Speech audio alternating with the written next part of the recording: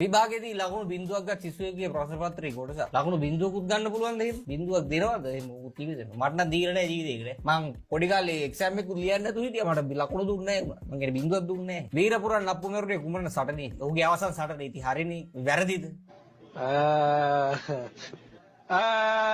හරිනේ මචං. දන්නේ මචං. ඒක දන්නේ නැත. දික්කසාද සඳහා ප්‍රධාන හේතුව කුමක්ද? විවාහයනේ. හරිනේ. මේක නම් හරියටම හරිනේ. ඒත් ඒකට බිඳුවයි දුන්නේ. 1948 දී නිදහස් මිනිසුන් අත්සන් කරලාදී කොහෙද?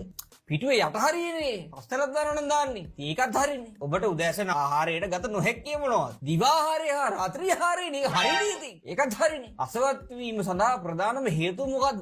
විභාගනේ. විභාග නැත්තම් අසමත් වෙන්නේ නෑනේ මචං. තාප්පයක් සෑදීමට මිනිසුන් 8 දෙනෙකු විසින් දින 10ක් වැය කරන ලදී. ඕකේ. එම තාප්පය මිනිසුන් 6 දෙනෙක් විසින් සෑදීමට ගත වන දින ගණන කීයද? මෙම තාප්පය මිනිසුන් 8 දෙනා විසින් සාදා ඇති නිසා කිසිම කාලයක් ගත නොවේනේ.